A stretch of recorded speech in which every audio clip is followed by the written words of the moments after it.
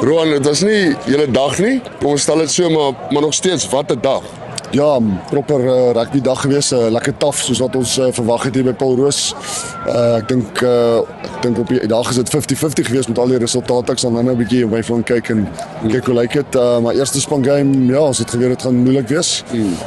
Ek dink ons het baie swak gestart en verwag het Paul Roos gaan vinnig start. Toe mooi teruggefight en ek dink was 23-24 geleenthede gehad om die game te lead en ons het net nie gebruik nie en toe weer hulle ingebring met 'n paar unforced errors en span soos Paul Roos gaan jy altyd bære so. So wel dan vir hulle goed afgerigte span, groot talentvolle span. Ek sien uit om te sien hoe gaan hulle hierdie seisoen ja.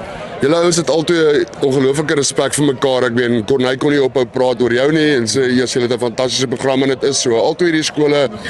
Jy kan sien daar's 'n fantastiese development program by albei hierdie skole en dis wat hierdie dag spesiaal maak. Jy praat van unforced errors. Dit was maar eintlik op die einde van die dag want julle was klinies met tye en dis waar daai 23-24 eintlik maar daar was. Maar dis daai laaste bietjie as ek dit reg het. Ja, en dis die margins op hierdie vlak.